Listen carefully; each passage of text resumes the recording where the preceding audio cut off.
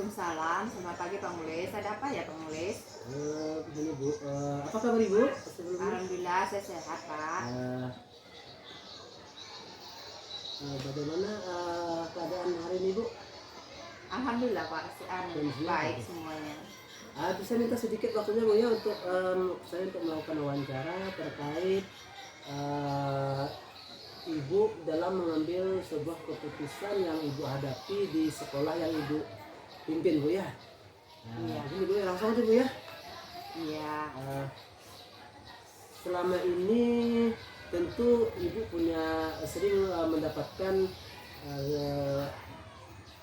kasus-kasus yang terjadi di sekolah Ibu, seperti mungkin anak-anak macam-macam lah Bu ya, yang namanya kita sekolah kita pimpin pasti ada macam-macam masalah atau kasus-kasus. Nah, bagaimana Ibu dapat mengidentifikasi kasus-kasus yang merupakan dilema etika atau bujukan moral? Mengidentifikasinya Ibu ya? Iya. Kasus-kasus yang ada di sekolah ini Pak, ya cara mengidentifikasinya.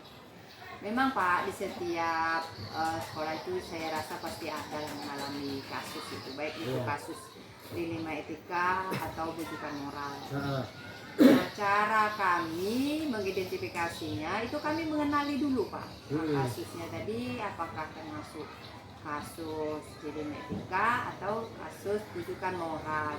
Artinya setiap permasalahan yang terjadi itu kami analisis dulu, menganalisa dulu setiap kasus yang ada. Nah, apakah itu dia golongan dilema etika atau termasuk dalam kasus bujukan moral. Harus dianalisis dulu ya, dipisahkan, harus di dalam mengambil keputusan itu harus tepat biar tidak salah pengambilan Bu ya. Harus identifikasi dulu yang mana dilema etika, yang mana bujukan moral. Iya, Pak. Itu Bu ya. Terus Bu, selama ini bagaimana Ibu menjalankan pengambilan keputusan di sekolah Ibu, terutama untuk kasus-kasus di mana misalkan ada dua kepentingan yang sama-sama benar atau sama-sama mengandung nilai kebijakan, kebajikan Bu? Iya.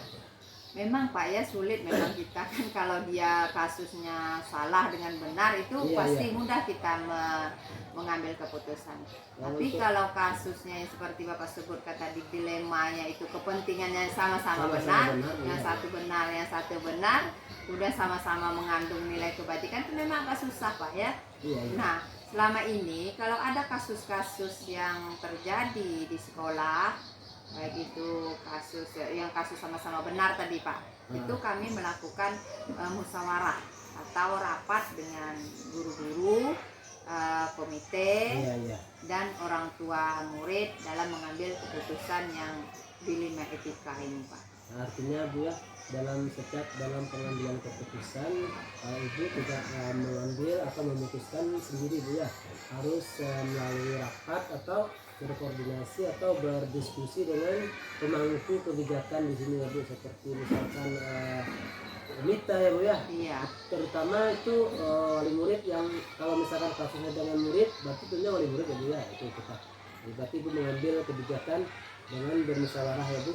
Iya Pak. Nah, selanjutnya tentu Ibu mempunyai langkah-langkah atau prosedur yang Ibu ambil. Itu langkah-langkah atau prosedur seperti apa Bu yang bisa Ibu lakukan selama ini? Prosedur pengambilan keputusan ya Pak ya.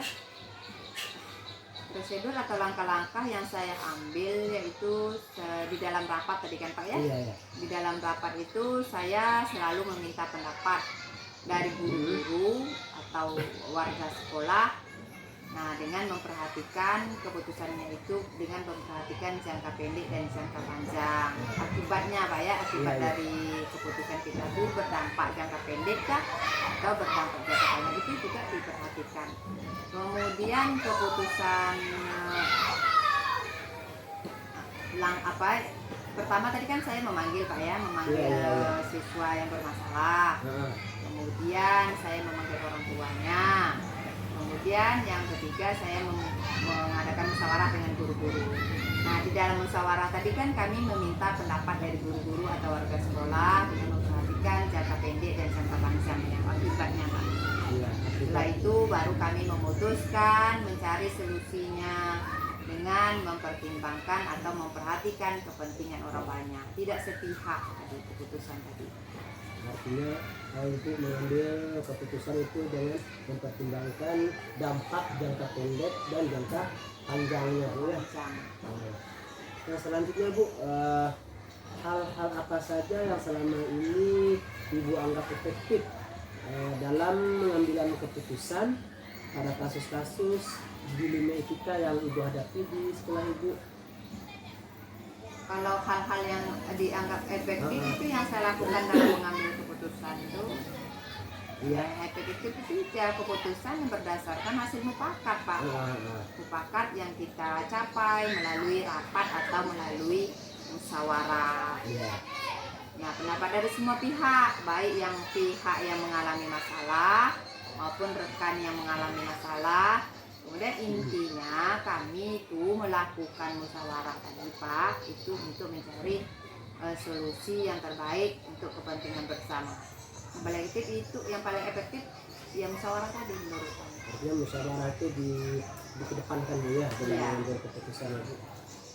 Selanjutnya Ibu tentu mempunyai tantangan Bu ya. Terus Ibu menghadapi kasus-kasus itu dalam mengambil keputusan, tentu Ibu mempunyai tantangan. Dan hal ini tantangan apa saja yang selama ini merupakan tantangan yang dalam mengambil keputusan pada kasus-kasus dilema etika? Tantangan nih Pak ya. Kalau tantangan dalam pengambilan keputusan pada kasus-kasus dilema etika, kasus yang sama-sama benar nih Pak ya, itu kami membuat keputusan itu kadang tantangannya itu bertentangan dengan peraturan sekolah dalam mengambil kebijakan itu, yang mana yang paling kami dahulukan. Karena tapi kami tadi selain memperhatikan peraturan sekolah, kami lebih memperhatikan lagi rasa empati kami ya, rasa empati kami terhadap guru atau siswa yang mengalami masalah. Sehingga ya saya memutuskan itu berdasarkan pertimbangan yang sangat matang, semuanya berpendapat, nanti cari jalan keluarnya seperti apa, dilihat pendapat-pendapat siapa yang disetujui oleh banyak pihak. Nah, saya melihat juga dampaknya tadi Pak ya, dampak jangka pendek dan dampak jangka panjang bagi siswa atau guru yang mengalami masalah tadi itu. Artinya Ibu dalam mengambil kebijakan itu mengedepankan rasa empati ya. Iya. Mengedepankan rasa empati dan tadi melihat dampak jangka pendek dan jangka panjangnya Pak. Ya seperti itu ya. Terus apakah Ibu memiliki sebuah tata cara atau jadwal tertentu dalam sebuah penyelesaian kasus dilema etika? Apakah Ibu langsung menyelesaikan di tempat atau memiliki sebuah jadwal untuk menyelesaikannya? Ada penjadwalan gitu. Iya Pak. Penjadwalan itu. Itu kalau pakai dijadwalkan gitu Pak ya, dalam menyelesaikan permasalahan apa pakai jadwal gitu Pak ya. Itu tergantung dari permasalahan yang dihadapi. Jika masalahnya itu tidak rumit, bisa diselesaikan secara langsung oleh guru atau wali kelas, itu berarti tidak pakai jadwal Pak, langsung diselesaikan oleh guru yang bersangkutan atau wali kelas pada saat melihat anak itu dalam masalah ya. Tapi kalau masalahnya rumit, tidak bisa kita selesaikan seketika dan tidak bisa diselesaikan oleh satu orang, berarti guru tadi membawa permasalahannya ke kepala sekolah dan baru kita menentukan menganalisis permasalahan tadi. Nah, prosedur yang bisa kita ambil itu ya seperti Pak, seperti panggilan untuk anak, kemudian panggilan orang tuanya. Setelah itu kita dengarkan pendapatnya bersama-sama antara anak, orang tua dan kepala sekolah. Nah, dari permasalahan tadi nanti diadakan rapat. Nah, di dalam rapat tadi setiap guru tadi diberi kesempatan untuk berpendapat atau berkomentar terhadap permasalahan yang sedang dihadapi. Kemudian baru kami mencari jalan keluar yang terbaik untuk semua pihak. Artinya prosedur itu paling utama Bu ya. Prosedur Iya. utama itu karena langkah pertama itu kan dari prosedurnya Bu ya, memanggil Iya, siswa yang memanggil bersangkutan. siswa. Atau misalkan guru yang bermasalah, itu memanggil Gurunya. Artinya tidak meninggalkan prosedur ya Bu ya. Prosedur Tidak. itu penting ya Bu. Iya Pak. Selanjutnya, adakah atas seseorang atau faktor-faktor apa yang selama ini mempermudah atau membantu Ibu dalam pengambilan keputusan dalam kasus-kasus di Lima Etika? Faktornya itu. Iya, faktornya. Kalau faktor apa yang selama ini mempermudah saya gitu Pak ya, Iya. itu ada Pak, yaitu dalam mengambil keputusan saya itu selalu berkolaborasi, bekerja sama dengan warga sekolah dan komite sekolah.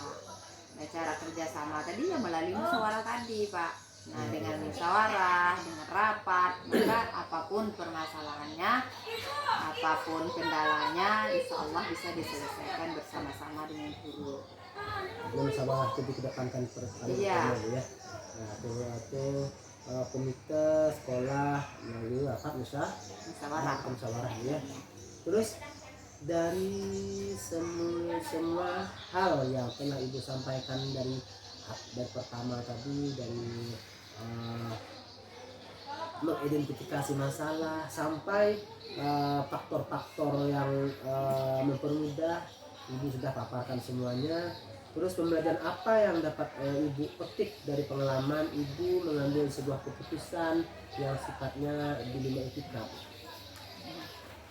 Pengalaman yang bisa saya ambil dari setiap permasalahan yang sudah terselesaikan, terutama permasalahan di Lima Etika itu, di sana pentingnya kita memperhatikan pendapat dari masing-masing warga sekolah. Kemudian yang kedua pentingnya kolaborasi ya, kolaborasi antara guru, kepala sekolah dan komite maupun orang tua siswa. Terus lagi dari situ juga saya belajar, dari pengalaman tadi saya juga belajar bahwa dalam mengambil keputusan kita tidak boleh terburu-buru, dimana setiap keputusan itu harus dianalisa dulu, barulah kita tentukan jalan keluarnya seperti apa, dan kalau dapat jalan keluarnya itu jangan sampai merugikan ya salah satunya. Kalau bisa hendaklah keputusan yang kita buat tadi itu berpihak kepada murid atau tidak ada yang merasa dirugikan gitu. Artinya musyawarah mufakat lah Bu ya, Iya. itu yang paling utama ya Bu. Nah demikian Bu, terima kasih Ibu telah menyediakan waktunya untuk wawancara tentang mengambil sebuah keputusan yang ada di lingkungan yang Ibu pimpin sekarang ini Bu ya. Terima kasih Bu, semoga kita bisa mengambil pelajaran dari kasus-kasus yang telah kita hadapi Bu ya. Terima kasih Bu. Iya Pak. Assalamualaikum warahmatullahi wabarakatuh. Waalaikumsalam warahmatullahi